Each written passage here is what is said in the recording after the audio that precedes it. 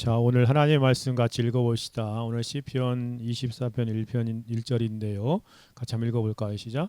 땅과 거기 충만한 것과 세계와 그 가운데 사는 자들은 다 여호와의 것이로다. 아멘. 기도하고 하나님 말씀 들읍시다. 아버지 하나님 감사합니다. 오늘 오후 예배 특별히 하나님께서 또 예배하며 영광 돌릴 수 있도록 은혜를 베풀어 주셔서 감사합니다. 성령께서 우리 가운데 임재하시고 역사하여 주사 역사적으로 칼빈주의 안에 놀라운 하나님의 교리를 우리 가운데 주셨는데 그 영역 주권의 교리를 잘 깨달아 알 수 있도록 성령으로 도와주옵시고 우리 영혼이 그 진리와 성경의 교리를 따라 우리의 삶에 적용함으로 하나님을 기쁘시 하는 복된 삶을 살아가기에 부족함이 없도록 성령으로 주관하시며 역사하여 주옵소서. 한없이 연약하고 부족한 종 주의 진리와 이 교리와 하나님 말씀을 잘 드러내게 하옵소서.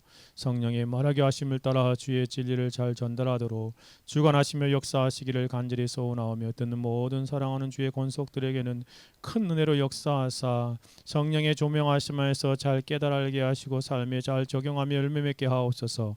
주 예수 그리스도의 이름으로 기도 올려드리옵나이다. 아멘. 오늘 살펴볼 건 이겁니다. 얇은 책이죠.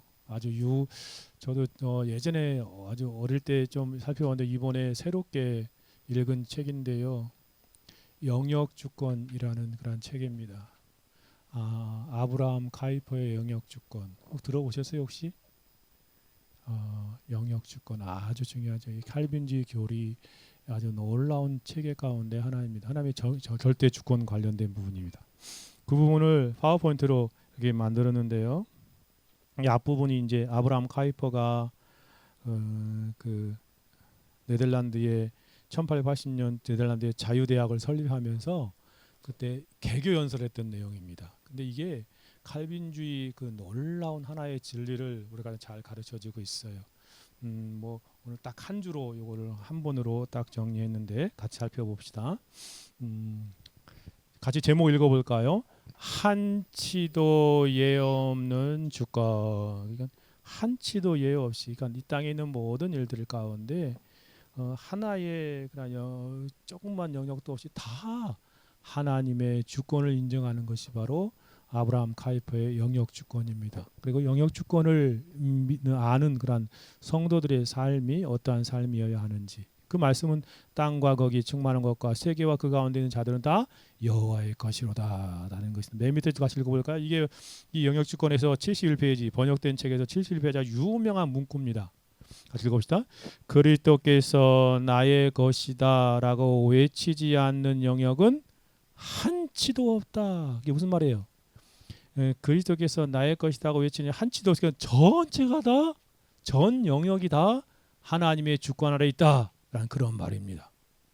하나님이 왕 되시고 다스리고 있는 그 진리를 같이 생각. 그걸 한마디로 하나님의 영역 주권이라고. 오늘 같이 살펴볼 설교 이렇게 6가지 정도를 생각해 볼 것입니다. 제가 주보 책자에 있는 대로 한 6가지 질문을 일곱 번째 끝는 그 적용 질문까지 해서 살펴볼 것입니다. 주보 책자에 있는 말씀 하나만 더 읽어봅시다. 주보 저기 위에 있는 거 골로새서 1장 18절 같이 읽어보자. 시작. 그는 몸엔 교회의 머리시라. 그가 근본이요 죽은 자들 가운데서 먼저 나시는 이시니 이는 친히 만물의 으뜸이게.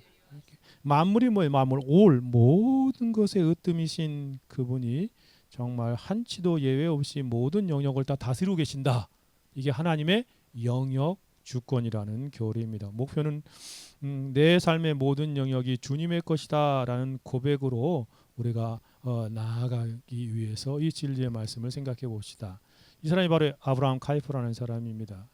네덜란드 1837년에서 1920년에 네덜란드 그 자유대학교를 설립하신 분입니다. 아까 그 책이 네덜란드 그 자유대학교를 설립할 때 개교 연설을 한 겁니다. 이 사람이 얼마나 엄청난 사람이냐면 칼빈주의자 가운데 이 19세기 20세기 칼빈주의가 3대 칼빈주의자가 있습니다. 그 사람이 누구냐면 아브라함 카이퍼, 두 번째가 헤르만 바빙크, 세 번째가 벤자민 워필드입니다. 비비 워필드. 뭐 찰스 아치도 들기도 하는데 이게 세 사람이 그 칼빈 이후 한 200년 300년 뒤에 칼빈주의를 그 유럽 쪽에 네덜란드에 꽃을 피웠던 그런 3대 신학자 가운데 한 사람이, 그 중에 제일 앞장섰던 사람이 이 아브라함 카이퍼라고, 이 사람이 좀 나이가 제일 많으니까요. 네덜란드 개혁파 신학자입니다. 그리고 목회자입니다. 그리고 교육자. 이 자유대학교를 세워가지고 거기 총장했으니까 교육자죠. 뿐만 아니라 언론인입니다. 당시에 그 일간지를 많이 세웠습니다. 그래가지고 그걸로 언론 활동을 하고, 심지어 정치가입니다. 이 사람은 그 당시에 상원 의원, 하의원은 했고, 그리고 나중에는 그 우리나라 말하는 총리, 대통령까지 한 사람입니다. 칼빈주의자로서 네덜란드의 그런 정치로서 하나님의 놀라우신 그런 영역. 이 사람이 이제 그 반혁명당이 뭐냐면, 반혁명이라는 말이 뭐냐면, 이 혁명이 그 뭐에 대한 반이잖아요. 프랑스 혁명에 대한 반혁명당으로 이름을 지은 겁니다. 당시에 프랑스 혁명이 일어나 가지고 유럽을 하나님 인간 중심상으로 확 흘러가 버렸잖아요. 그래 가지고 이 네덜란드에서 이분 바로 앞선 프로흐르트는가 그 사람이 그 반혁명당을 세웠는데, 그 중에 이어받은 사람입니다. 네덜란드 총리까지 1901년에서 1905년까지 당시에 그러한 네덜란드의 수장으로 역할을 한 사람이죠. 역사적인 그러한 역사 가운데에서 이만큼 그 칼빈주의 그러한 성경 교리를 붙들고 자기 그 네덜란드 지역에 놀랍게 적용한 사람이 없다 할 정도이지요. 특별히 우리가 살펴볼 이분이 그 자유교회에서 그 설교한, 그 강의한 첫 번째 그 처음에 학교를 시작하면서 연설한 그 내용이 바로 오늘 살펴볼 영역 주권에 관한 진리입니다. 모든 삶의 영역은 그리스도의 것이다라는 것이죠. 같이 한번 읽어봅시다. 다시 한번. 한치도 예외 없는 주권은 교회만이 아니라 가정, 국가, 학문, 직장, 문화 전체를 향한 고백입니다. 신앙 고백, 그렇죠. 그러니까 우리의 모든 삶의 영역에 하나님이 주관하고 계시다라는 진리예요. 그것을 놀랍게 한편의 그런 개교 연설이었지만 이것이 그 당시에 큰 영향력을 미쳤던 것을 보게 되어지죠. 왜 그러냐면 네덜란드는 거의 기독교가 국교였잖아요. 그래서 이 사람이 연설할 때 뭐 국회의원부터 시작해가지고 정치인들 모든 그런 학교를 세우면서 영역의 사람들이 참여하여 들었던 것으로 여겨지지요. 이 책이 예전에 번역되었다가 새로 이 총신대학교 박대현 교수님께서 직역을 했습니다. 화란을 직역해가지고 뒤에 해설까지 달아놓은, 절반은 그 연설문이고 그 절반은 그것에 대한 해설문으로 보게 됩니다. 자, 보십시다. 첫 번째, 아브라함 카이퍼가 우리에게 던지는 가장 중요한 질문은 무엇인가? 세 가지 답을. 첫째 뭐예요? 같이 읽어봅시다. 삶의 주권자는 내가 아니라 뭐라고요? 하나님이시다. 쉽게 말해서 나의 삶의 주인은 내가 아니라 누구라고요? 하나님이시다. 삶의 주권자가 하나님이시다라는 고백입니다. 그 고백이 바로 이 본문에 근거한 거죠. 이분이 붙들고 연설한 그 성경 구절, 시편 24편 1절 같이 읽어볼까요? 땅과 거기에 충만한 것과 세계와 그 가운데 사는 자들은 다 여호와의 것. 그렇죠. 땅에 있는 것도, 그 안에 충만한 모든 세계, 그 가운데 사는 자 다 누구 것이라고요? 여호와의 것이다. 마태복음 28장 18절, 여호와 예수께서 나와 말하였으마에 이르시되 하늘과 땅의 모든 것을 내게 주시니 그리스도에게 모든 권세, 왕 되심의 다스림의 권세가 그리스도에게 주어져 있음을 우리 가운데 말하고 있습니다. 우리는 그것을 신앙으로 고백하는. 두 번째는요,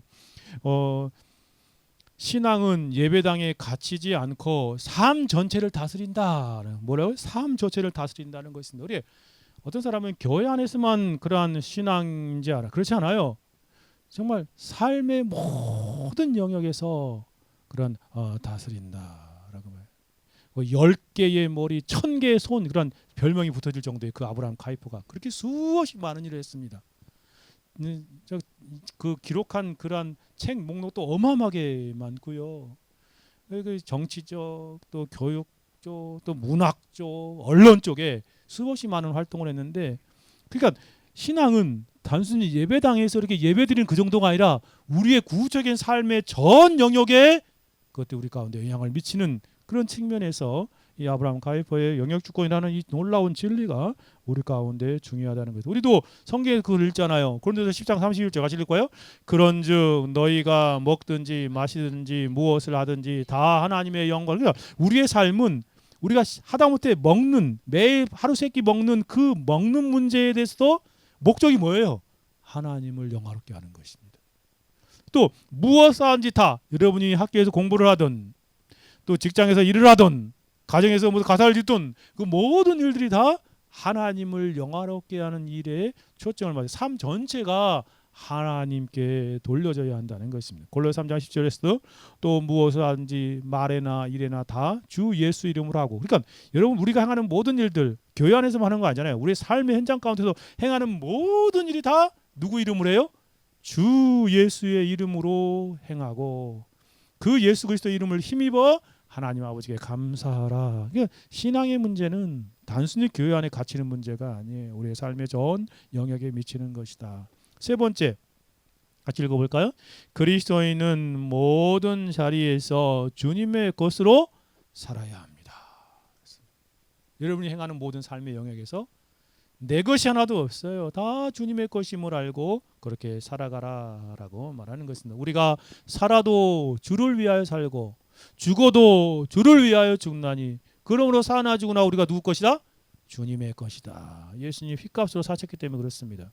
고린도후서 5장 15절에서도 그가 모든 사람을 대신하여 죽으심은 살아있는 자들로 하여금 다시는 그들 자신을 위하여 살지 않고 예수님이 십자가에 못 박혀 죽으심으로 말미암아 우리가 지난 시간까지 살펴본 십자가 그 십자가를 말미암아 구원 얻은 사람들은 왜 주님께서 그들을 위해 십자가에 못 박혀 구원받아 죽으셨어요? 다시는 그들 자신을 위해 살지 않고 자신을 위해 살지 않고 오직 그들을 대신하여 죽었다가 다시 살아나시니 바로 하나님 예수 그리스도를 위해서 살게 하려고 그렇게 하셨다는 것입니다. 정말 자기 자신을 위해 살지 아니하고 주님의 것으로 주님을 위해 살게 하기 위해서 주님이 십자가에 죽으셨다라고 말하는 것입니다. 정말 그렇습니다. 다시 한번 읽어볼까요? 아브라함 카이퍼가 우리에게 던지는 가장 중요한 질문은 무엇인가? 첫째 뭐라고요? 같이 읽어봅시다.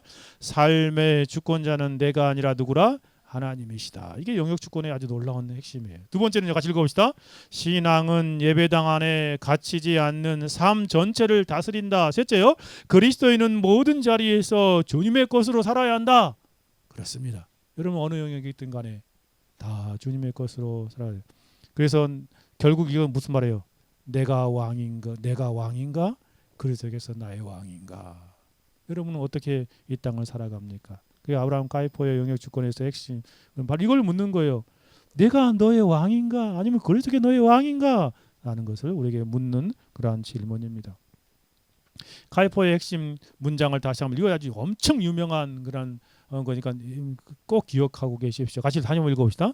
우리 인간의 삶의 모든 영역에서 만유의 주제이신 그리스도께서 나의 것이라고 외치지 않는 영역은 한치도 없다. 한 뼘도 없다라고도 표현하는데 한 영역도 모든 것이 다 누구라고요? 주님의 것이다. 라는 그런 놀라운 진리입니다. 그리스도께서 왕 되시지 않는 영역은 단 한 곳도 없다는 그런 이것이 칼빈주의의 놀라운 그런 하나님의 주권 사상에 대한 칼빈은 그랬잖아요. 절대 주권을 언급했잖아요. 절대 주권. 하나님의 모든 절대 그 말을 이 19세기 20세기로 풀어낸 것이 바로 이 영역 주권의 교리입니다. 이 놀라운 칼빈주의 교리를 이 시대에 우리 가운데 적용해야 될 것이 저와 여러분의 책임이죠. 그래 두 번째로 영역 주권은 무엇인가? 제가 주보 책자에 실어놓은 거 같이 한번 읽어봅시다. 영역 주권이란 같이 봅시다. 영역 주권은 각 영역이 하나님께 직접 받은 고유한 권위와 책임 안에서 예수 그리스도의 통치 아래 존재한다는 원리입니다. 모든 영역은 독립적이지만 동시에 그리스도의 절대 주권 아래 있습니다. 가입하는 모든 권세의 궁극적인 근원이 그리스도께 있으며 어떤 영역도 다른 영역을 절대적으로 지배할 수 없다고 이 짧은 연설에서 설명하고 있는 것을 보게 됩니다. 이 스피어라는 말 영역이 영역 한 구역, 그 바운드에 되는 구역. 그리고 서버린 그러니까 이게 바로 그 주권입니다. 하나님의 절대 주권 그런 영역을 말하는 것입니다. 그러니까 예수 그리스도가 중심이 되고 각 영역 가정에서도 예수님이 그 중심이 됨을 드러내야 하는 것이에요. 직장에서도 마찬가지입니다. 학교에서도 공부를 하고 배우는 모든 영역 가운데도 하나님의 영역이 그리스도의 왕되심이 드러내야 한다는 것입니다. 교회에서도 마찬가지입니다. 그리스도가 우리의 왕되심을 드러내는 삶을 살아가는 거예요. 또 국가에서도 국가 자체가 이 모든 것을 하나님의 영역을 세우셨는데 그 모든 것의 왕이심이 그리스도가 드러나야 한다는 것입니다. 가정에서는 사랑과 돌봄으로, 직장에서는 노동과 섬김으로 주께 나타나는 거죠. 학문에는 학문이 하나님 세워진 목적에 따라 진리를 탐구하며 하나님의 그런 성경의 놀라운 진리들을 드러내는 것. 교회에서는 복음과 선도 양육하는 것. 국가에서는 하나님이 세우신 그런 법적인 질서를 따라서 공의를 실행하는 그런 측면으로 말하고 있는 것입니다. 그러니까 모든 영역은 각자 이렇게 떨어져 있죠. 그러나 절대 독립이 아니라 각 영역은 예수 그리스도의 중심 아래서 예수 그리스도의 절대 주권 아래서 움직이고 있는 그런 놀라운 그런 이 진리를 성경의 진리를 우리 가운데 잘 가르쳐 이것이 바로 뭐라고요? 영역 주권이라는 그런 가르침이고 진리입니다. 그럼 세 번째 질문으로 가봅시다. 왜 하나님은 삶을 여러 영역으로 나누어 다스리시는가? 하나님 왜 이렇게 다 각자 영역으로 나누었을까요? 왜 각자 나누었을까요? 그 이유가 무엇인지를 첫째 같이 읽어봅시다. 각 영역마다 하나님이 주신 고유한 사명이 있기 때문입니다. 그러니까 각 영역마다 하나님께서 각 역할을 하려고 각자의 고유한 책임과 사명을 주셨다는 거예요. 사명. 그 사명을 따라서 그 모든 영역에서 그 제 역할을 감당하게 하신 것이죠. 창세기 1장 28절에 하나님이 그들에게 복을 주시며 하나님이 그들에게 이르시되 생육하고 번성할 땅에 충만하 땅을 정벌하고 바다의 물고기와 하늘의 새와 땅에 움직이는 모든 생물을 다스리라라고 이렇게 그 하나님께서 사람을 창조하시고 거기다 사명을 주셨던 것처럼 각 사람들이 그러니까 교회에서만 이런 일이 하는 거 아니죠. 그 사람이 가정으로 가면 가정에서, 학교로 가면 학교에서, 직장으로 가면 직장에서 우리의 삶의 영역으로 들어가서 거기서 생육하고 번성하며 다스리는 그러한 삶을 살아갈 것을 하나님이 정하시는 거예요. 제 역할을 각자의 교회의 사명을 감당하는 것이지요. 에베소 4장 11절 12절에도 그가 어떤 사람을 교회 안에도 마찬가지죠. 어떤 사람을 교회 사도로 세웠잖아요. 사도 역할을 감당하는 것이에요. 어떤 사람은 선지자로, 어떤 복음자. 오늘날은 이것이 임시직으로 예수님 성경 기록 시대만 딱 있다가 없어진 거죠. 세 가지는. 그 다음에 어떤 사람은 목사와 교사로. 목사와 교사로서의 사명을 감당하는 것이네요. 또 이는 성도를 온전케 하여 봉사를 하여 그리스도의 몸을. 결국 이 그리스도의 그 놀라운 통치와 다스리심을 각자의 역할에게 맡겨주신 것이에요. 그 역할을 잘 사명을 감당하게 하죠. 하나님께서 이렇게 각 영역을 그분에 넣으시고 세워주신 것입니다. 두 번째로는 한 영역이 다른 영역을 우상처럼 지배하지 못하게 하기 위해서다. 이게 노마 교회, 그 중세 노마 천주교회는 이 교황이 모든 왕을 이렇게 그 교황 이렇게 해가지고 다 다스리는 그런 일이 있었잖아요. 이게 다른 영역을 침해하지 못한 하나님한테 그 잘못된 그런 것이죠. 한 영역이 다른 영역을 우상처럼 지배하지 못하게 하기 위해서 하나님께서 이렇게 나누셨다는 것입니다. 우리 로마서 13장 1절 4절 같이 한번 읽어봅시다. 같이 여기 앞에 보고 읽어봅시다. 시작. 각 사람은 위에 있는 권세들에게 복종하라. 권세는 하나님께로 나지 아님이 없나니 모든 권세는 다 하나님께서 그러니까 모든 권세는 하나님께서 그러니까 생각하세요. 국가의 대통령 누가 세웠어요? 사람이 뽑았죠. 그러나 그 배후에는 하나님이 세운 것입니다. 정치인들 누가 세운 것이에요? 다 하나님이 주권적으로 영역주권에 의하면 하나님께 세우시는 것이에요. 모든 권세는 다 하나님께서 정하신 바라라고 말하고 있죠. 같이 계속 읽읍시다. 그러므로 권세를 거스린 자는 하나님의 명을 거스리니 거스리는 자들은 심판을 자취하리라. 다스리는 자는 선한 일에 대하여 두려움이 되지 않고 악한 일에 대하여 되나니 내가 권세를 두려워하지 아니하려느냐. 선을 행하라. 그리하면 그에게 칭찬을 받으리라. 그는 하나님의 사역자가 되어 내게 선을 베푸는 자라. 야, 하나님 세신 국가의 그런 지도자들 하나님의 사역자들이에요. 이 세상 질서를 유지하게 하나님이 세우신 거예요. 이 사실을 명확히 이해하셔야 됩니다. 그러니 뭐 대통령 된 사람한테 뭐 함부로 욕하고 그러면 안 되는 거예요. 누가 자기가 싫어하는 그런 정당에 누가 됐다고 해서 함부로 말해서는 안 됩니다. 그것은 하나님이 세우신 하나님의 사역자를 불신하는 거예요. 조심해야 됩니다. 이게 기독교 놀라운 그런 가르침입니다. 영역 주권을 믿는 하나님의 절대적인 주권을 믿는 사람들은 함부로 말해서는 안 됩니다. 조심해야 돼요. 심지어 불의한 왕들도 기독교를 박해하는 불의한 왕들까지도 하나님이 특별한 목적에서 세우신 것입니다. 무서운 거예요. 그 칼빈은 이 본문을 가지고 칼빈은 이제 영역 주권까지는 안 나갔고 이 절대 주권을 말하면서 그 기독교 강요에서 마지막 그 국가관을 한 장을 다루면서 뭐라고 했냐면 하나님께서 만약에 우리 기독교를 박해하는 불의한 왕을 세울 때에 하나님께 특별히 하나님께서 교회로 하여금 회개케 하려고 그렇게 하신 것이다라고 말하고 있어요. 이 하나님의 이 주권을 믿는 것이죠. 여기 보세요. 그는 성경에 뭐라고 해요? 사도 바울은 하나 성령의 감동에 그는 하나님의 사역자가 되어 내게 선을 베푸는 자니라. 그러나 내가 악을 행하거든 두려워하라. 그가 공연히 칼을 가지지 아니하였으니 하나님이 칼을 주셨다는 칼 무섭지요. 교회가 함부로 그 국가의 그러한 위정자들에게 대적해서는 안 됩니다. 조심해야 돼요. 물론 기독교 반기독교적인 사상과 가르침에 대해서는 우리는 정말 거기에 대한 합당한 그런 이렇게 바르지 않다고 말을 해야 되죠. 그러나 정말 그 칼을 가진 그들을 하나님이 세우신 사역자들을 함부로 이렇게 반항해서는 큰 어려움을 당하는 것입니다. 곧 하나님의 사역자가 되어 악을 행하는 자에게 진노하심으로 따라 보응하는 자니라. 정말 그렇습니다. 한 진노, 보응 아주 무서운 말이지 않습니까? 사도행전 5장 29절 같이 읽어볼까요? 베드로와 사도들이 대답하여 이르되 사람보다 하나님께 순종하는 것이 마땅하. 이것은 어떤 것이에요? 유대인들이 예수 그리스도를 믿는 그런 십자가와 부활을 전하는 것을 반대하고 막 거부하니까 이 사도들이 한 표현인 것입니다. 사람보다 하나님께 순종하는 게 맞다. 그러면서 채찍질에서 맞았지만 다시 나가서 또 복음을 전하잖아요. 그렇죠? 각자의 그런 사명 안에서 충실하게 그 사명을 감당해야 할 것을 말하는 것입니다. 세 번째로 같이 읽어볼까요? 모든 영역이 그리스도 안에서 조화롭게 섬기도록 하기 위함입니다. 이게요. 그 아브라함 카이퍼는 어떤 비유를 드냐면 이 톱니바퀴 비유를 들더라고요. 톱니바퀴. 그러니까 이 가정 이러면 이 가정의 톱니바퀴잖아요. 이 국가 그러면 국가의 톱니바퀴가 이렇게 교회 이런 톱니바퀴 이게 서로 맞물려 돌아간다. 이게 이 톱니바퀴가 서로 연결해서 이게 돌아가면 같이 돌아가는 거죠. 그 서로 상호 영향력을 미친다는 것이에요. 각자 영역은 닥독하게 하나님이 세우신 그 보유여진 사명이 있죠. 그것들 충실히 감당해야 되지만 그것이 별도로 서로 상호 영향을 미쳐서 그러나 여기 보세요. 영역이 그리스도 안에 조화롭게 섬기게 되는 것이에요. 결국 그 모든 것이 합쳐져 가지고 하나님을 영화롭게 하고 하나님의 목적인 하나님이 선하신 목적을 이루기는데 합력하는 그러한 것들을 이루게 하는 것이다 라고 말합니다.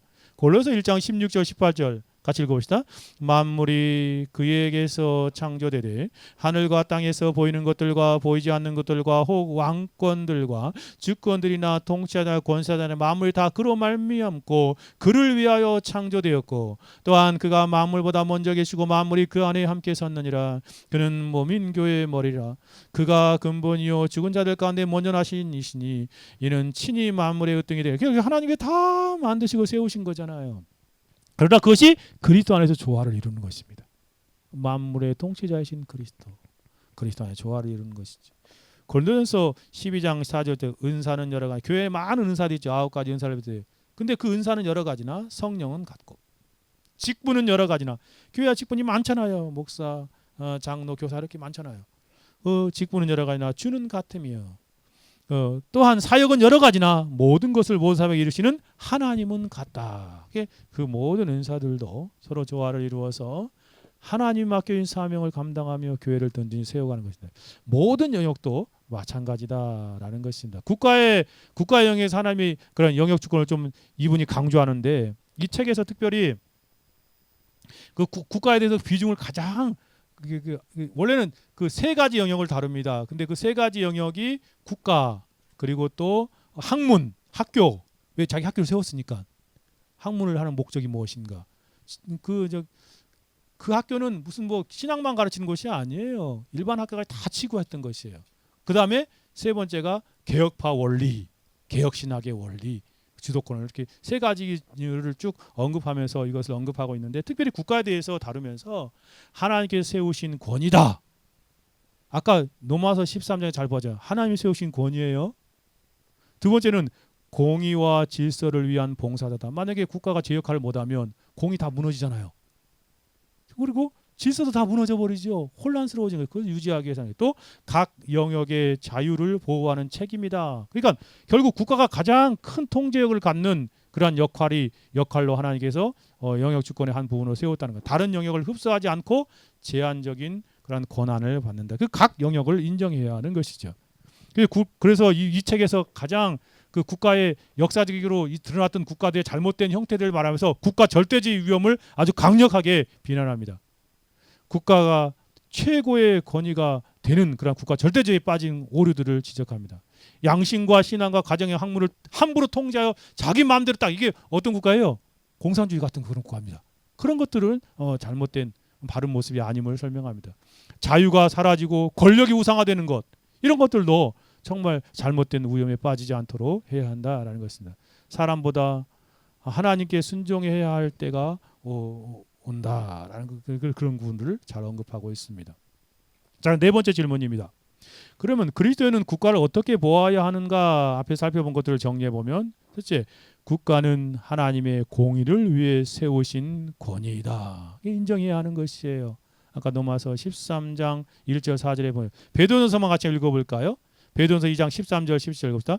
인간의 모든 죄들은 주를 위하여 순종하되 혹은 위에 있는 왕이나 혹은 그가 악행하는 자들을 징벌하고 선행하는 자를 포상하기 위해서 보낸 총독에게 또 곧 선행으로 어리석은 자들 무식한 말을 막으시는 것이라. 너희는 자유가 있으나 자유로 악을 가리는 데 쓰지 말고 오직 하나님의 종과 같이 하라. 무릇 사람은 공경하며 형제를 사랑하며 하나님을 두려워하며 왕을 존대하라. 그렇습니다. 국가에 대한 우리의 태도는 뭐라고요?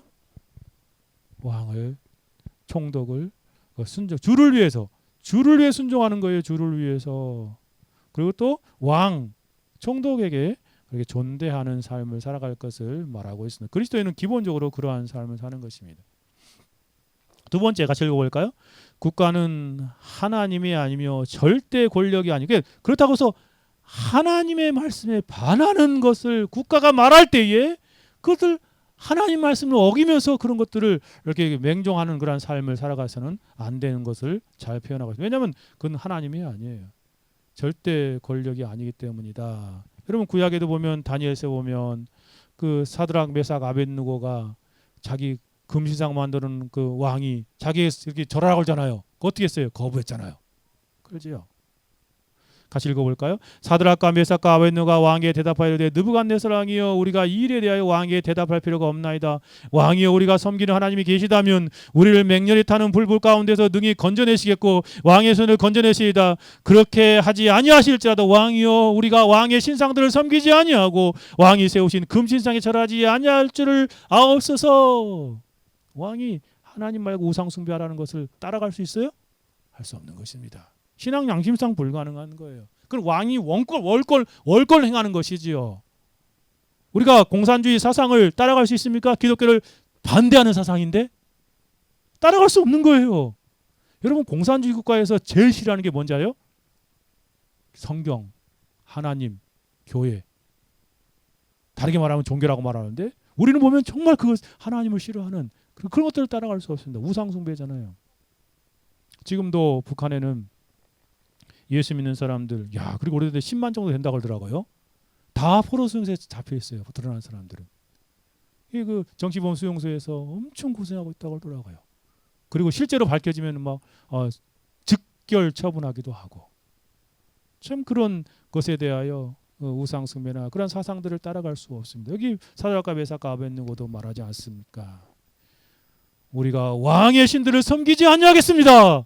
라고 이러한 삶을 살아가요. 결국 절대적인 그런 권력에 대해서 우리가 그것들을 추구하며 따라가는 그런 것들에 대해서 신앙 양식을 할 수 없을 때 거부할 것을 말하고 있습니다. 사도행 5장 29절에서 베드로와 사도들이 대답하여되 사람보다 하나님께 순종하는 것이 마땅하다라고 말합니다. 세 번째 같이 읽어볼까요? 성도는 시민 책임을 다하되 최종 충성은 누구에게 드린다? 하나님께 드린다. 여러분이 교회 안에서만 정말 하나님 잘 믿는 사람이 아니라 여러분이 들어간 가정에서도 정말 그 가정에서 신앙인으로서 책임을 다 완수하는 거예요. 여러분이 학교 가서 공부하는 학생으로서 신앙 그 책임도 다 완수하는 것이고, 여러분이 어디 있든지 간에 시민으로서 그 선한 시민으로서 이렇게 책임을 다 완수하는 그러한 삶. 그럴 때 그 목적이 뭐냐면 자기를 드러내고 뭘 유익이 아니라 하나님께 충성하는, 하나님을 기쁘게 하는 그런 방법으로 해야 한다라는 것입니다. 한 그런 그 예수님을 시험하는 자들이 그러잖아요. 가이사에게 세를 바치는 것이 가합니까 안 가합니까?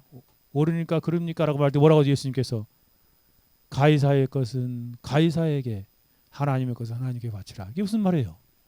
옛날에 그 반드루덴의 두 나라 시민으로 살기 같이 한번 살펴보았잖아요. 신앙인으로서 하나님께 달린 의무를 충실하게 감당하고 시민으로서 세상으로서 그 충실한 의무를 감당해요. 그 세상에서 책임 충실히 내야 되는 것입니다. 그런 삶을 살아가는 거예요. 빌립보서 3장 2절 같이 읽어볼까요? 그러나 우리는 우리의 시민권은 하늘에 있느니라, 천국에 있느니라. 거기서부터 구원받는 자 곧 예수 그리스도를 기다려. 우리는 두 나라 시민으로 사는 것이에요. 우리는 하늘의 시민 자녀로 살고 이 땅의 시민으로서 충성된 그런 성실한 시민으로서 이 땅을 살아가는 것이죠. 이게 그리스도인은 우리가 지금 천국 시민 하나님 나라에 속한 시민이지만 동시에 우리 대한민국이라는 국민이잖아요. 그 두 가지 의무를 충실하게 잘 감당하는 삶을 살아가야 합니다. 국가의 사명이 무엇이냐면 지배가 아니라 보호임을 잘 언급합니다. 그게 공의를 행하는 거죠. 악을 억제하고. 만약 국가가 없다면 악이 통제를 잃어버리겠죠. 법이 없다면 세상이 다 엉망으로 되어버렸지 않겠습니까? 그 악을 억제하고 선을 장려하려고 하나님이 세우신 봉사자다. 그리고 영역 간의 침해를 또 막는 것이에요. 이게 이런 역할을 잘 해야 되는데 이 국가가 이런 역할을 잘 못하면 정말 하나님의 그런 사명을 감당하지 못하죠. 또 자유를, 가정은 가정의 자유, 교회, 또 학문, 학교, 양심, 고유한 영역을 보호하는. 국가도 하나님의 더 큰 영역이고 국가는 모든 영역에 하나님은 아니다. 그 위에 하나님이 다스리고 계시다. 학문의 영역에서 이 부분이 참 중요해요. 왜냐하면 이 아브라함 카이퍼가 이 자유대학교를 세우면서 이 개교연설이잖아요. 개교연설. 그 개교연설이라 이 학문의 영역에서 하나님의 주권이 어떻게 들어가요? 왜 학교가 세워지는 목적, 또 우리가 공부하는 목적, 학문을 세우는 목적이 무엇인가를 잘 언급한 것입니다. 즉 학문의 목적은 하나님 두신 질서를 발견하고 섬기는 일이다. 여러분 학문의 목적이 바로 거기에 있다는 것이에요. 학문은 추상적인 지식이 아니라 인간의 삶의 자유를 지키는 거룩한 사고의 힘이다. 그래서 의학은 의학대로, 사실 의학이 발달하면 인간을 하나님의 형상으로 보고 생명과 존엄을 다루는 거잖아요. 그렇죠. 법학도 마찬가지예요. 정의가 하나님으로 돈다는 관점을, 그 질서를 세우는 것이고, 자연과학도 마찬가지고 자연을 하나님이 그리신 창조의 작품으로 탐구하는 거죠. 기독교인으로서 자연과학을 연구하고 탐구할 때 거기서 하나님의 손길을 발견하며 드러내는 것이 바로 학문의 그런 중요한 목적이지요. 정말 그래요. 인문학도 마찬가지죠. 우리가 하는 모든 인문학, 역사, 철학, 언어를 하나님의 섭리에서 읽어내는 거예요. 그러니까 정말 불신자가 그리고 하나님을 대적하는 쪽으로 갈 때에 우리는 그 하나님을 드러내는 쪽으로 그런 모든 학문의 영역을 행해야 하는 것이죠. 그러니 우리의 할 역할이 참 많아요. 교회 안에서만 신앙생활 잘하는 게 아니에요. 우리의 삶의 영역에서 어떻게든지 하나님께 영광을 돌릴까, 하나님을 기쁘시게 할까, 하나님이 드러내신 뜻을 밝히 드러낼까, 거기에 우리의 학문의 그 공부의 목적을 두고 살아가는 그런 영역으로 담당하죠. 학문은 하나님 없이 중립적인가? 칼포 대답은 뭐예요? 모든 학문은 믿음에서 예수 그리스도를 믿는 믿음에 출발해야 바른 학문이 된다. 왜냐하면 학문의 목적이 하나님 이 땅에 왜 학문의 영역을 주셨냐면 학교 영역을 주셨냐면 그걸 통해서 하나님을 더 드러내게 하기 위함인 것이 때문에 그렇다라는 것입니다. 한치의 예외 없는 주권, 이 아브라함의 영역 주권을 잘 설명하고 있는 것입니다. 그래서 아브라함 카이퍼도 정말 그 총리까지 돼가지고 목사, 또 신학자, 그리고 교육자, 그러면서도 총리까지면서 학교도 세운 것이 그 목적 때문에 그래요. 당시에 기독교의 이러한 학문적인 사상의 근거에 하나님을 드러내는 것이 없기 때문에 그런 인재들을 만들어내기 위해서 그 학교를 세우게 되었다라고 말하는 것이다. 다섯 번째 질문입니다. 그리스도인에게 학문의 목적은 무엇인가? 여러분이 다 이 땅에서 학교에서 공부를 하고 여러 가지 그 학문 다르게 공부하는 목적이 무엇인가? 첫째 같이 읽어볼까요? 하나님이 창조 세계에 두신 질서를 발견하는 것이다.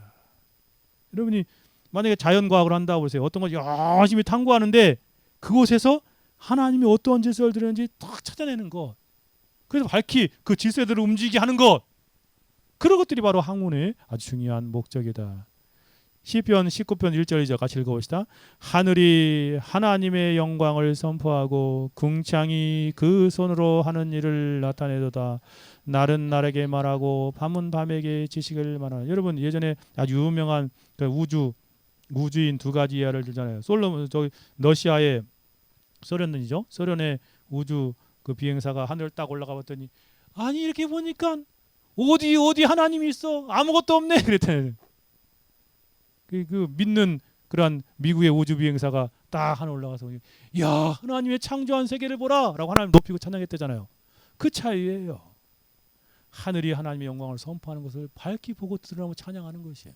그게 바로 정말 인간의 창조의 질서 들은 것을 발견하고 나타나는 것이죠. 잠언 25장 2절도 이를 숨기는 것은 하나님의 영화요 이를 살피는 것은 왕의 영화로라라고 그렇게 표현하고 있습니다. 두 번째, 지식을 통해 하나님을 더 깊이 경배하는 것입니다. 지식을 통해 더 깊이 하나님을 경배하는 거예요. 여러분 지식이 깊어질수록 여러분 지식을 쌓아가 보십시오. 지식이 깊어지면 깊을수록 더 겸손해지는 것이 바른 모습입니다. 그러니까 저는 이런 생각을 해요. 여러분 이 과학이 더 발달할수록 하나님의 오묘한 창조의 섭리가 더 밝게 드러난다고 생각하는 사람입니다. 예전에 저도 늦은 나이에 대학을 준비하면서 공부하면서 아주 늦은 나이에 학교하면서 이제 늦은 나이에 이제 이게 20대 뭐 후반쯤에 대학을 들어갔는데 그때 이렇게 학원에서 공부하면서 그 학원 강사의 그 얘기가 그때 아마 그 생물 쪽이었던 것 같아요. 그 사람은 뭐 전문가는 아니겠지만 그 사람이 그러더라고. 자기는 교회를 안 다닌대. 그러면서 하는 말이 근데 자기가 이 인간의 신체를 보니까 특히 심장 같은 걸 보면서 깜짝깜짝 놀란대. 자기가 아는 걸 발견할 때마다. 뭐라고 막 이런 말하는 거예요. 아니 어떻게 이게 심장이 계속 뛰냐고. 그리고 여기 있는 근육이 인간의 이런 모든 근육과 더 다르다고. 조금만 지식을 알게 되는데 누군가 놀라운 능력으로 만들지 않았으면 이렇게 있을 수 없다라고 그렇게 말하더라고요. 그래서 깜짝 놀랐어. 자기는 안 믿는다고 하면 그러면서 아마 기독교에서 말하는 그 하나님이 진짜 만들었는지도 그분은 엄청난 분이라고 그렇게 생각했다. 그런 생각을 말하더라고요. 그래서 내가 속으로 야, 저 사람 믿지 않는 사람이 저렇게 말한다. 여러분 어떤 학문의 분야에서 열심히 노력하고 힘들 때 오늘 특히 AI 같은 거 있잖아요. AI 같은 거 열심히 탐구하여 들어갈 때도 그 안에서 하나님이 왜 이 시대에 그것을 주셨는지 하나님의 영광을 드러내는 목적으로 사용된다면 그것이 바른 학문의 목적이라는 거예요. 그것이 영역주권을 믿는 사람들의 공부의 목적이고 삶의 그러한 학문의 방법이라는 것입니다. 그리고 그것을 수학도 마찬가지죠. 여러분 수학의 그 예전에 어떤 그 수학의 그 인도의 천재인가 그런 말이다. 그래서 인상적이었어요. 신의 노트에 있는 어떤 내용을 딱 보고 왔다. 그런 말 쓰더라고요. 내가 깜짝 놀랐어요. 이게 신비로운 그 난제 같은 거 있잖아요. 그 신비로운 이 우주의 그 신비들 나타내는 그런 난제들 그런 것들을 그렇게 표현한 걸 보면서 이야 맞다. 이게 하나님이 이 수학적인 체계들이나 이 물리학적인 체계들 이런 모든 것들을 놓으셨는데 그것들을 밝히고 지혜롭게 질서를 드러내는 것이 바로 학문인 것이죠. 그걸 결국에서 누굴 높이는 거예요? 하나님을 위대하시다. 그렇죠. 하나님을 경배하고 찬양하는 것이 되어질 때에 바른 목적을 실행하는 것이다 라는 것입니다. 이게 바로 깊도다 하나님의 지혜와 지식의 풍성함이요 그의 판단을 헤아릴 것이 없으며 그의 길은 찾을지 못할 것이로다. 누가 주의 마음을 알았노 누가 그의 모사가 되었노 누가 주께 먼저 갚으심을 받겠노. 이는 만물이 주에게서 나오고 주로 말미암고 주에게 돌아감이라. 그에게 영광이 그러니까 모든 것이 주님으로부터 시작되고 주님으로부터 진행되며 주님께로 돌아가기 때문에 영광이 세세도록 주님께 있을 때 이것이 바른 그런 세상 학문의 그런 목적이 되어야 한다는 것입니다. 그 안에는 지혜와 지식의 모든 보화가 감추었느니라. 세 번째, 배운 지식을 이웃 사랑과 세상 섬김의 삶. 왜 배웁니까? 왜 공부해요? 왜 일해요? 자기 잘 먹고 잘 살려고? 아니요. 이웃 사랑하기 위해서 그런 거예요. 이웃 사랑. 세상을 섬기기 위해서 하는 것입니다. 이게 바로 바른 그런 학문의 목적이다라고 가이퍼가 강력하게 주장하더라고요. 정말 그렇습니다. 예수님께서 말씀하셨잖아요. 내 마음을 다하고 목숨을 다하고 뜻을 다하고 주 너희 하나님 사랑하라. 그리고 두 번째는 뭐예요? 내 이웃을 내 몸과 같이 사랑하라. 결국 우리가 이렇게 배우고 익히는 모든 목적은 이웃사랑, 하나님을 사랑하고 이웃을 사랑하게 하는 것입니다. 베드로전서 4장 10절은 같이 한번 읽어봅시다. 각각 은사를 받은 대로 하나님의 여러 가지 은혜를 맡은 선한 청자기 같이 서로 봉사하라. 그렇습니다. 서로 봉사하는 거예요. 선한 청지기로서 하나님 맡겨준 일들을 자기 영역에서 여러분이 이제 나중에 공부를 하고 어디 직장에 들어가겠지요. 자기 혼자 잘 먹고 잘 살려고 공부하는 거예요? 이건 잘못된 거예요. 직장 일하겠지요. 자기 혼자 하나님 영광을 돌리고 사람 섬기기 위한 것이에요. 정말 그런 세상을 세우기 위한 하나님의 바른 질서를 드러내기 위한 것이다. 개혁파 신학의 원리 하나님의 주권은 세 가지. 창조의 주권을 인정하세요. 그리고 세상 우연이 아니라 하나님이 창조하신 것이다. 구원의 주권, 구원은 하나님의 은혜와 그리스도의 십자가에 있다는 것. 삶의 주권, 성도의 모든 일상은 하나님께 드리는 뭐라? 예배다. 예배. 우리의 모든 일상은 여러분이 행하는 모든 일을 통해서 교회에서만 예배 드리는 게 아니에요. 공부하면서도 그 자체가 예배, 하나님께 예배하고 찬양하는 것이어야 된다는 것이. 이게 이 세 번째 항목을 다루는 가장 중요한 원리지요. 개혁파 신앙은 하나님의 절대 주권을 구원하는 교리로만 말하지 않고 창조, 섭리, 역사, 문화, 학문, 국가, 가정 전체를 다스리는 하나님을 고백하는 것입니다. 이 개혁파, 리폼드 페이스, 리폼드 신앙, 그 개혁 신앙, 개혁파 신앙의 질문은 정말 모든 영역에서 하나님이 어떻게 왕이 되시는가를 드러내는 것입니다. 여섯 번째 질문입니다. 그래서 개혁파 신앙은 왜 삶 전체를 강조하는가? 교회 안에서 삶이 아니라. 첫째, 하나님은 구원의 주님이실 뿐만 아니라 우리를 구원하시며 창조의 주님이 돼요. 하나님 이 세상을 만드셨잖아요. 그렇게 삶 전체예요. 하나님 만드신 창조 세계이기 때문에 태초에 하나님이 천지를 창조하시니라. 하나님이 모든 것을 만드신 거잖아요. 만물이 그로 말미암아 지은 바 되었되 지은 것 하나도 없이 그가 된 것이 없느니라. 그가 없이는 된 것이 없느니라. 그분에 의해서. 근데 그 창조 주님이시기 때문에 삶 전체예요. 교회 안에서만 하나님을 섬기고 하나님 바라보는 게 우리의 삶의 영역, 가정에서도 직장에서도 학교에서도 그러한 삶을 살아가는 거죠. 두 번째는 그리스도는 교회의 머리뿐만 아니라 만물의 주라고 하잖아요. 그리스도는 교회의 머리죠. 근데 모든 만물이 all이죠. all thing. 모든 것의 주인이 그리스도이기 때문에 우리의 삶의 모든 영역의 주인이 누구예요? 왕이 누구예요? 예수님이세요. 하나님이세요. 그리고 여러분이 하는 모든 일을 다 누구를 인정하는 거예요? 하나님이 주인이십니다. 라는 사실을 인정하는 것이에요. 에베소 1장 20절 23절에 분명히는 그의 몸이고 만물의 충만이라 그는 만물 위의 교회의 머리다라고 말하고 있습니다. 골로새서 1장 15절 14절에서도 그는 모민 교회의 머리시라. 그는 그 뭐죠 죽은 자들 가운데 못난 자의 친히 마음에 으뜸이 되려 함이라라고 모든 것을 통치하여 다스리시는 분. 세 번째로는 성도의 삶 전체가 하나님께 드리는 뭐이기 때문에 예배. 여러분 이게 예배는 두 가지가 있지요. 여기다 써 여기 뒤에 또 여기다 쓰면 또 지울 수가 없는 이건 지울 수가 없네 이상하게. 예배가 첫째 무슨 좁은 의미의 예배가 있습니다. 좁은 의미. 좁은 의미는 뭐예요? 우리끼리 모여서 예배드리는 거죠. 같이 예배드리는 하나님께 주일날. 넓은 의미는 뭐예요? 삶 전체가 예배라는 거예요. 좁은 의미에는 바로 우리가 그 요한복음 4장 24절 왜요? 영과 진리로 하나님께 모여서 예배하는 그런 삶이죠. 넓은 의미의 예배는 로마서 12장 1절 그러므로 하나님 모든 자비를 넘을 거나 하나님 기뻐하신 거룩한 산제사 드리라.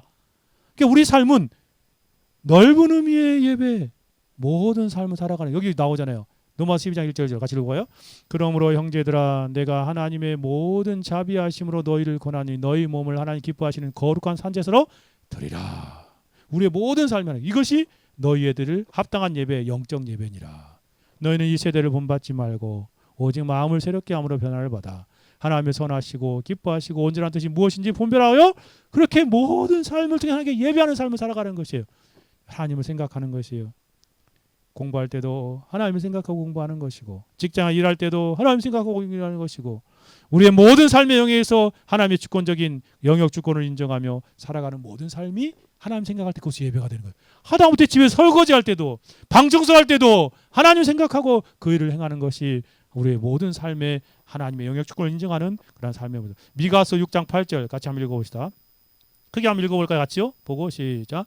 사람아 주께서 선한 것이 무엇임을 내게 보이셨으니 여호와께서 구하시는 것은 오직 정의를 행하며 인자를 사랑하며 겸손하게 내 하나님과 동행하는 것 그렇습니다. 정의를 행하고 인자, loving kindness 사랑하며 겸손하게 하나님과 동행하는 삶. 이것이 바로 우리의 삶 전체가 하나님을 생각하고 하나님께 예배하는 그런 삶의 모습이지요. 우리의 삶의 영역에서 적용해 보면 결국 여러분 하나님의 영역 주권은 학교에서 학문할 때 공부를 뭐로 생각하는 예배로 생각하거든요. 아니, 공부가 무슨 예배야? 그 지겨운 공부인데. 여러분 정말 영역 주권을 믿는 사람들은 공부 자체가 예배예요. 왜냐? 하나님이 우리에게 공부할 수 있는 환경을 주셨잖아요. 그 연구하고 항구하는 그 공부를 통해서 하나님을 섬기고 하나님의 목적을 이루는 거예요. 공부를 예배로 여기고 진리를 사랑하며 살아가는 것이죠. 이게 그리스도인들은 칼빈주의자들은 달라요. 영역을 구분하지 않아요. 모든 사람. 또 직장에서 여러분 직장 일할 때 어떻게 해요? 성경에 뭐 그런 말 맞죠? 사람에게 보이려다 하지 말고 누구에게 보이더라? 죽게 하듯 하라. 주님께 하듯 그 일을 하라. 심지어 노예에게 상전에게 순종하는데 노예로서 일을 하면서 눈가림만 아우하고 어리게 하지 말고 주인에게 어떻게 죽게 하듯 하듯 순종하라라고 말하잖아요. 주님께 하듯 하는 것이에요. 이게 바로 영역 주권을 인정하는 삶의 모습. 가정에서도 사랑과 책임으로 하나님의 나라를 보여주는 것이에요. 교회에서도 마찬가지죠. 사회에서도 공의와 이웃사랑 공적 책임을. 그래서 뭐예요? 이것도 여러분이 처한 그것도 여러분이 무슨 일을 하든 간에 어디 있든지 간에 이것도 누구요? 주님의 영역입니다 라고 고백하는 거예요. 그게 바로 영역 주권을 믿는 사람의 삶의 모습. 하나님 절대 주권을 믿는 사람의 삶. 이것도 주님의 영역입니다. 주님의 왕되심이 드러나야 할 주님의 영역입니다. 내가 그 직무를 감당하며 그것을 드러내는 것이지요. 하나님의 영역을 인도한 성도의 삶 먼저 인정해야 되는 거죠. 여러분 모든 삶이 모든 영역이 주님의 것입니다 인정하며 그걸 고백하는 것이죠. 둘째, 그걸 잘 분별해야 되죠. 각 영역의 고유한 사명과 한계를 잘 분별하는 것이에요. 근데 혼동돼서는 안 돼. 그렇다고 해서 직장 생활하면서 막 직장 예배라고 그래가지고 일은 안 하고 찬송만 하고 성경만 그러면 안 된다는 거예요. 그건 영역을 모르는 거야. 그 영역의 고유의 특징이죠. 여러분 학교에서 공부하면서 그냥 기도만 하고 막 찬양만 하고 그러면 성적이 올라가요? 열심히 공부해야죠. 시간을 투자해가지고 헛돼 쓰지 말고. 그게 바로 그 학문의 영역에서 여러분이 주권을 인정하고 하나님을 섬기는 거야. 정말 각 영역을 잘 구별하여 최선을 다하는 거예요. 그 대신 목적은 어디 있어요? 하나님을 선하심을 드러내는 거예요. 가경의 고유한 사명 한계를 잘 분별하셔야 돼요. 순종은 나의 자리에서 내가 어디 있든지 간에 하나님 말씀을 따라 책임 있게 순종하는 것이죠. 마지막 삶의 방식으로 그리스도의 왕권을 증언하는 것입니다. 성도의 고백은 이래야 돼요. 같이 한번 읽어봅시다. 나의 삶 전체가 주님의 통치 아래 있게 하소서. 이렇게 기도하십시오. 교회만 아니라 여러분이 책상 앞에 컴퓨터 모니터 앞에 앉아 있든지 책상 앞에서 뭐 영어 공부를 가지고 힘쓰든지 여러분이 무슨 학문을 하든지 그 공부할 그 모든 영역에서 주님의 통치 아래 있게 하소서라고 말하면서 주님의 영역을 인정하고 최선을 다하는 거죠. 마지막 7번째입니다. 이제 적용해 봅시다. 영역 주권을 인정하는 성도의 삶은 어떠해야 하는가. 그래서 같이 읽어봅시다. 답 읽어봅시다. 학교에서는 공부를 예배로 여기며 진리를 사랑하는 삶을 살아야 합니다. 이게 참 여러분 학문할 때 공부할 때 공부를 하나님께 예배하듯이 예배로 인정하는 사람인 것이에요. 참 파격적이죠. 여러분이 학교에서 또 혼자 공부할 때 그것을 하나님께 예배하는 라는 목적으로 삼고 사는 것입니다. 여호와를 경외하는 것이 지식의 근본이다 그렇잖아요. 여호와를 경외하는 것. 여러분 하나님을 향한 경건한 두려움으로 정말 그렇게 공부하는 것이죠. 너는 진리의 말씀을 옳게 분별하며 부끄러움 없는 일꾼으로 인정된 자로 자신을 하나님께 드리기를 하나님 앞에 드리기를 힘쓰라. 모든 것이 하나님께 드리는 그런 삶의 모습이죠. 두 번째는 뭐예요? 직장에서 정직과 성실로 하나님께 행하듯 행하는 거예요.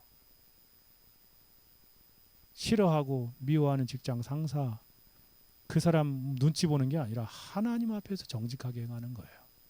성실로 행하는 거죠. 아마 남다른 그러한 모습일 거예요. 가정에서는 일상에서는 사랑과 책임으로 그리스도의 왕 되심의 통치를 드러내는 삶을 살아가는 것입니다. 골로새서 한번 읽어볼까요? 여기요. 무슨 일을 하든지 마음을 다하여 뭐라고요? 주께 하듯 하고 주님께 하듯 하는 거예요. 사람에게 하지 말라. 이는 기업의 상을 주께 받은 줄 아나니 주는 그리스도를 섬기네. 이거 종들에게 말하는 뭐라고 하세요? 이거 보세요. 에베소 6장 7절. 눈가림만 하여 사람을 기쁘게 하는 자처럼 하지 말고 그리스도의 종들처럼 마음으로 하나님 뜻을 행하라. 기쁜 마음으로 섬기기를 주께 하듯 하고 사람들에게 하지 말라. 아니 노예들을 당시에 노예들인데 이렇게 권면하고 있어요. 노예로서 예수님 믿은 사람들에게 주께 하듯 하라. 그리스도의 종처럼 생활하라. 여러분 그 요셉이 그 이집트로 애굽으로 팔려가 가지고 그 보디발 장군의 그 수하에 들어가 가지고 거기서 그가 나중에 그 가정 총무까지 되잖아요. 정말 이런 죽게 하듯 하는 거예요. 죽게 하듯 열심히 하는 거예요. 그렇게 하나님을 기쁘시게 하는 삶을 살아갈 때 하나님께 그렇게 하신다. 또 보세요. 일상생활에서도 오늘 내가 내게 명하는 이 말씀을 너는 마음에 새기고 내 자녀에게 부지런히 가르치며 집에 앉을 때, 길에 갈 때든지 누울 때든지 일어날 때든지 이 말씀을 강론하며 정말 일상생활에서도 그리스도의 왕권. 여호수아 24장 15절을 같이 한번 읽어봅시다. 만일 여호와를 섬기는 것이 너희에게 좋게 보이거든 너희 조상들이 강저편에서 섬기던 신들이든지 또 너희가 거주한 땅에 있는 아모리 족속의 신들이든지 너희가 섬길 자를 오늘 할 때 가라. 나와 내 집은 오직 여호와를 섬기겠노라. 하나님을 섬기. 여러분이 하는 모든 영역에서 하나님을 섬기는 그런 삶으로 나아가는 것이죠. 결단해 봅시다. 내 삶의 영역은 아직 주님께 드리지 않았는가? 내 시간은 주님의 것인가? 내 공부, 일은 주님의 것인가? 내 가정과 관계는 주님의 것인가? 내 돈과 재능은 주님의 것인가? 내 시민적인 책임과 사회적 태도는 주님의 것인가? 늘 묻고 정말 주 앞에서 주님의 것을 인정하며 주님께 돌려드리는 그러한 삶을 살아가야 고백하면 주님 모든 것이 주님의 것입니다. 라고 고백하면서 사는 저와 여러분의 삶이 되어야겠습니다. 이 아브라함 카이퍼의 책을 제가 이게 재미나이에 물어봐가지고 요약을 다 한 다음에 이렇게 했더니 이렇게 만들어지더라고요. 보이나요? 글자가 너무 작지요. 예수 그리스도의 만유의 주제이신 절대 주권자이고 국가 영역에서도 학문의 영역에서도 그 개혁파 원리에서도 다 하나님의 주권. 여기 쭉 정리해 놓은 거 보십시오. 마지막 예수 그리스도께서 왕 되시지 않는 영역은 한 영역도 없다. 여러분이 사는 모든 삶의 영역에 예수 그리스도의 왕 되심을 드러내는 것입니다. 땅과 거기에 충만한 것과 세계와 그 가운데 있는 자들 다 여호와의 것이로라. 이게 그리스도의 삶의 모습이에요. 여러분 어디 들어가든지 간에 그곳에 그리스도의 왕 되심을 드러내는 그러한 하나님의 영역 주권에 근거한 삶을 살아가는 것입니다. 그는 몸된 교회의 머리라. 그가 근본이요 죽은 자를 가운데 먼저 나시냐. 이는 친히 마음의 으뜸이 되려 하심이라. 그러므로 우리는 기도해야 합니다. 주님, 나의 삶 전체가 가정, 학교, 직장, 또 나의 개인적인 모든 삶 전체가 주님의 왕되심을 드러내는 통치 아래 있게 해주십시오. 이것이 바로 하나님의 영역 주권을 인정하는 삶의 모습입니다. 주보 책자에 있는 내용 읽어보고 마칩시다. 맨 밑에 부분입니다. 같이 읽어봅시다. 성경에 가장 충실하였던 칼빈주의 신학자들이 성경의 가르침을 따라 선포했던 철저한 하나님의 절대 주권과 주님의 왕 되심이 단지 머릿속에서 지식이 아니라 우리 오늘을 다스리는 실제가 되기를 바랍니다. 내가 발딛는 모든 삶의 현장에서 하나님의 영역 주권을 고백하며 오직 주님만이 왕이십니다 라고 담대히 선포하며 오직 하나님의 영광을 위하여 하나님 나라를 온전히 이루어가는 삶이 되기를 간절히 바랍니다. 그렇게 사는 저와 여러분의 삶이 신앙인 칼빈주의 그런 신앙을 붙들고 사는 성도의 삶이 되기를 간절히 바랍니다. 같이 한번 기도합시다. 들은 말씀 생각하며 기도하겠습니다. 주님, 나의 삶 전체가 주님의 왕되심과 주님의 통치를 드러내는 영역 주권의 삶을 살게 하옵소서. 같이 기도합시다.